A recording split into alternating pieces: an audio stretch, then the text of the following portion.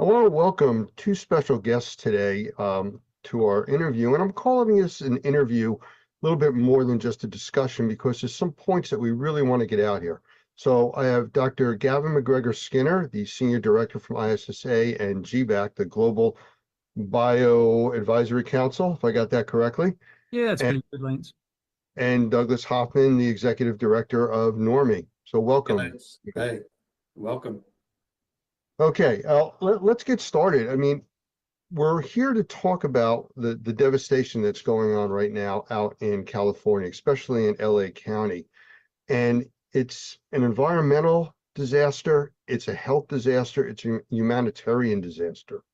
And it's of such a large scale and such a densely populated area that the numbers are staggering. I mean, just to get us started, they're talking about so far with just the 5 fires, over 10,000 structures being destroyed and almost 200,000 people being evacuated or told to evacuate their current locations. And as we were talking about earlier, some are being evacuated from their evacuation locations because the fires are jumping so quickly.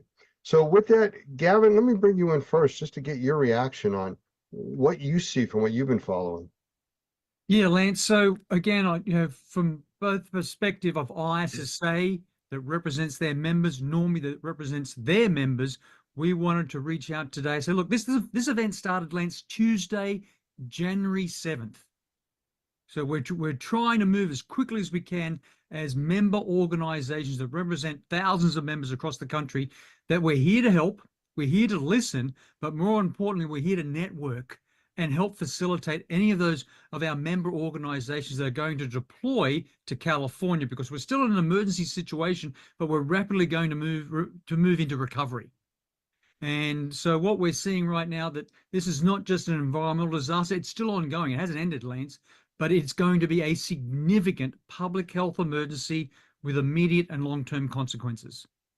Well, it's already reached that level because people are functioning and trying to function and exist within these smoked areas, and they are breathing this in. So we've already reached that. I think it's just going to continue to grow larger and larger. And Doug, I know that we've talked earlier about the Normie membership, especially our presence out on the West Coast into California, and we're really concerned about our membership out there as well as with ISSA and what we're able to do to try to help going forward. Yeah, I think it's interesting because our industry, which is really a microbial industry, not just mold, really has an opportunity here to help a lot of people. One of the things that we've talked a little bit about among ourselves is after the fires last year in Canada, Canadian fires, I think there were a lot of people that didn't realize that there's a tremendous microbial problem that happens after a fire, not just during, but some of the bacteria and fungi actually survive the fire. I know a lot of people think, well, it just burns everything up, but that's just not the case. And so if you're dealing, as Dr. Gavin said, with a public health concern, public health emergency, not only for the people that are there living and breathing those contaminants, but also those who come in to help. They need to be careful and make sure that they're protecting themselves from the contaminants that are in that environment. You know, you see on the news people running around wearing bandanas and things over their face. And obviously from our industries, we know that's not appropriate. But Gavin, if you could like say something to some of the people that are out there, what would you advise them to do in these environments? Yeah, really good point, Lance and Doug. Yes, members from both ISSA and Normie will be deploying to help in California. It's an emergency, it needs to be done, but we've really got to look at the hazards we're going to face, Lance, which are both in the air and on the surfaces. Look at the fact that the most immediate hazard right now is that complex mix of pollutants of fire, smoke, and soot. Now, that particulate matter measures anywhere from 2.5 micrometers or smaller, which allows it to get into the lungs and then into your bloodstream. And so the short-term exposure to smoke, you get mild irritations, you get runny noses, scratchy throats, but then you get severe conditions such as bronchitis. And then for some sensitive groups, you'll get pre-existing respiratory and cardiovascular issues. You get even higher risks of inflammation and problems from the pollutants that are in smoke.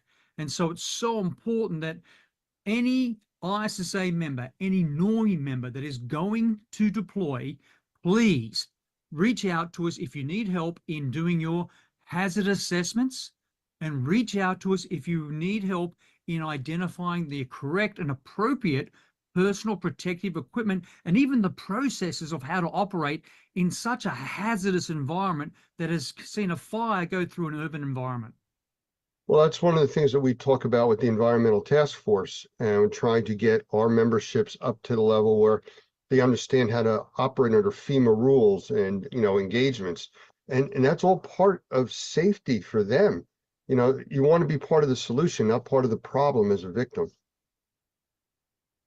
Well, I think one of the things that I think is interesting that I think we should probably recommend is we talk about personal protection equipment, and almost always when people go into a cleanup situation, they're going to wear gloves. They're concerned about the things that they're touching, but I don't think they think as much about the things that they're actually breathing. And even when the smoke is gone, some of that submicron material and particles that Dr. Gavin's talking about, like a little magic carpet ride, is carrying that bacteria around. Bacteria doesn't fly on its own, but it actually can be on those particles, and then you're inhaling it, which is a huge, huge issue. So face protection is important, eye protection is important, to make sure that you're protecting yourself from the potential contaminants that are there. As we always say, that you can't see, it might be that the smoke is gone, but you can be sure that at submicron level, particles are still elevated. And when the particles are elevated, so are the bacteria and fungi problems. Yeah, you mentioned something, Doug, quickly there about eye protection. And that was one of the things that we saw with the fires from Canada a year and a half ago, when the smoke conditions were so bad on the East Coast in the United States.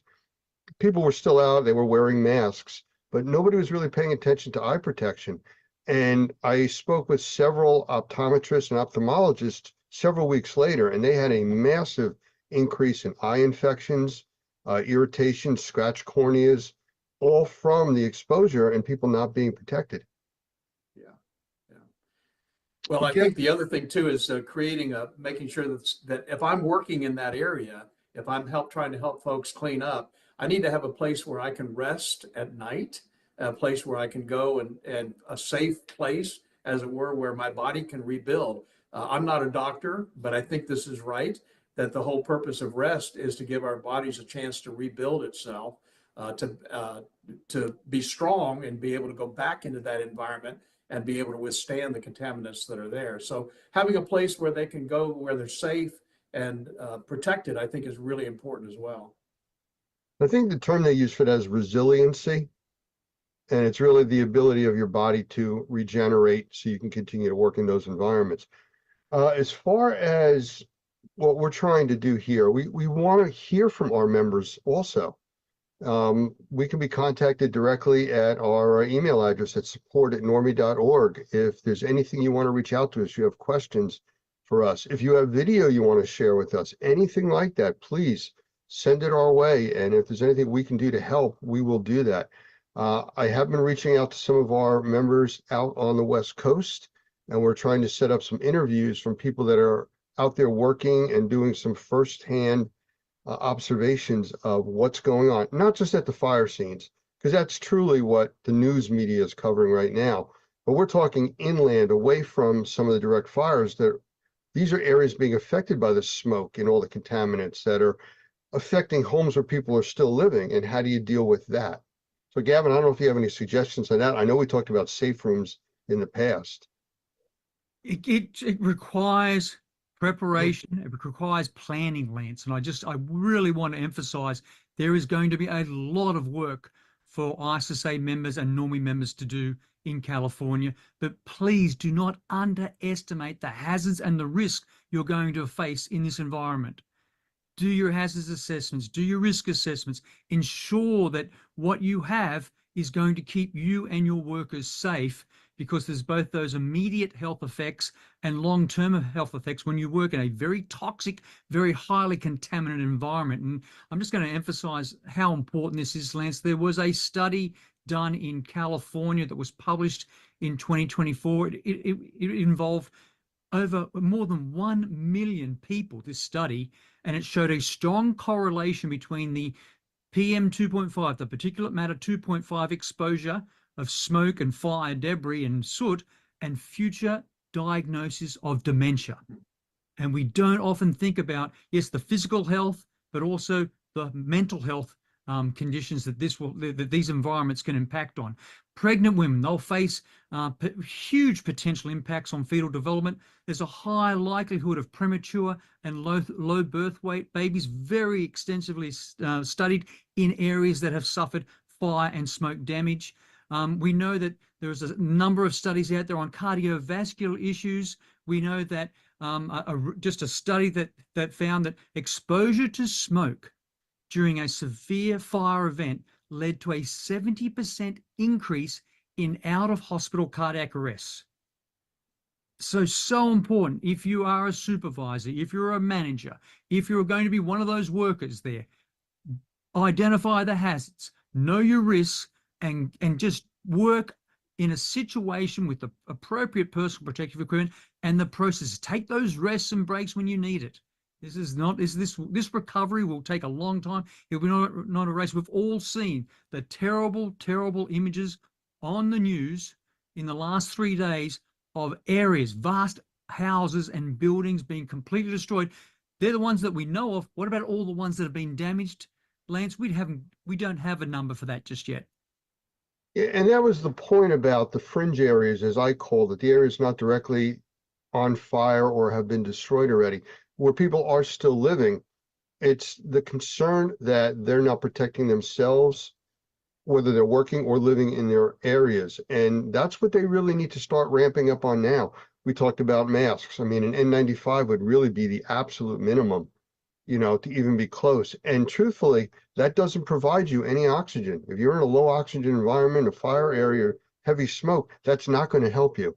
So you really need to know where you're at and to know what is required to be there to be safe.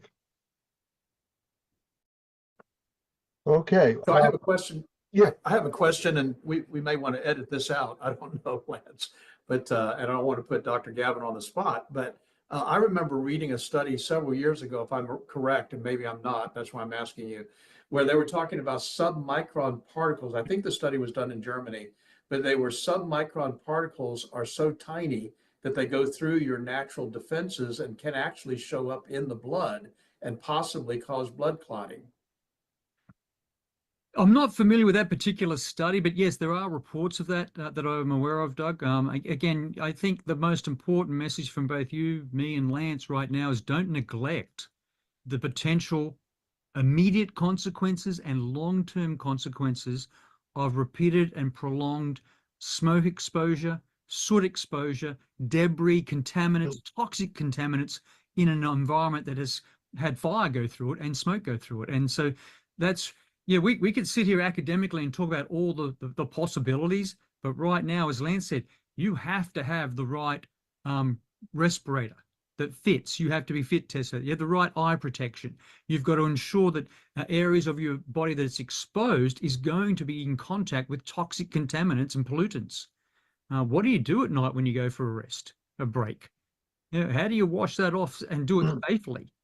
What do you do with your clothes that you wore today, and what are you going to wear tomorrow when you go back out into the same toxic environment that suffered from all this fire and smoke damage?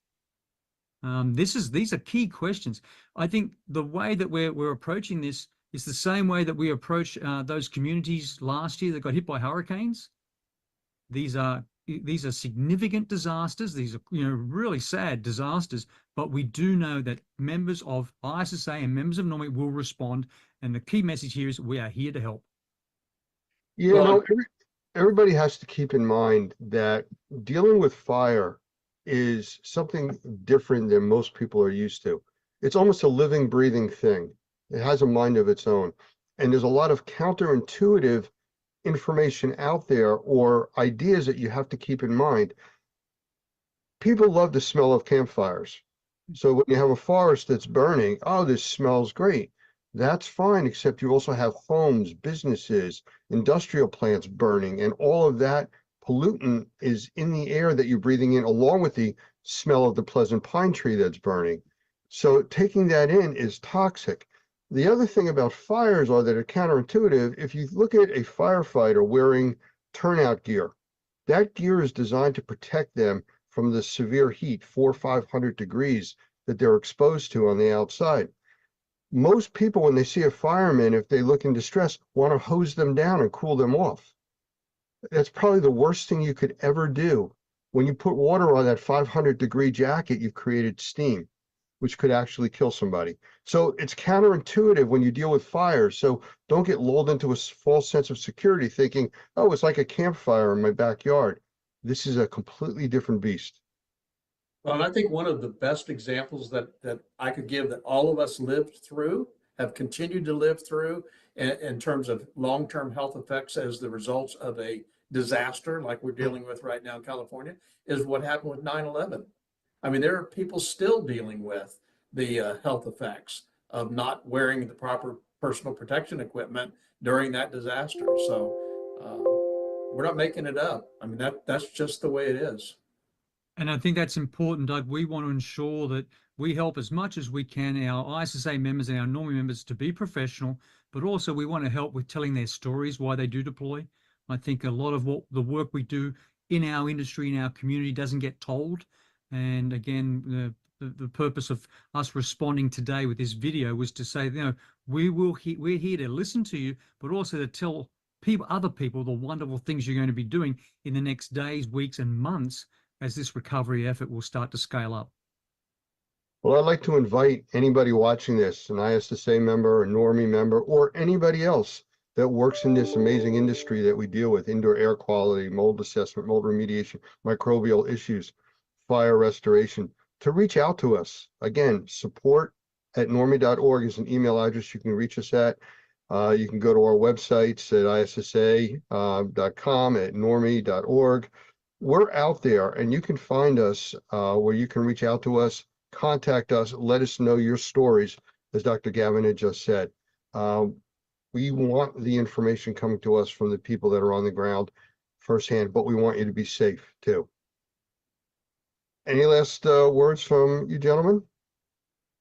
It's going to be busy, Lance. There's a lot of work to be done. And again, it's going to take individual companies, individual organizations will go and respond, but it's going to be an industry-wide team effort to get a lot of those people that have suffered, not just the places where the buildings have been completely destroyed, but all the buildings that we still don't have a good number or account of that have been damaged.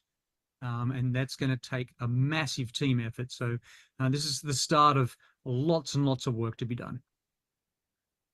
Absolutely. I mean, we are not in a race to put out the fires. That's not what our job is. There's firefighters out there racing to do that. This is becoming a marathon, and this is going to be a long-term event. And we're all going to have to pitch in and help. And we're putting it out there. We're here to help. And anything anybody out there watching this wants to do to join in, provide us information, videos, interviews, please reach out. Doug, anything else? No, I'll just say thank you to you and Dr. Gavin for bringing this forward. I think it's really important that we tell people that there are answers. And as Dr. Gavin said, being prepared is the start. If you haven't gotten prepared for this and you're dealing with a disaster, let us know. We want to help. Thank you both.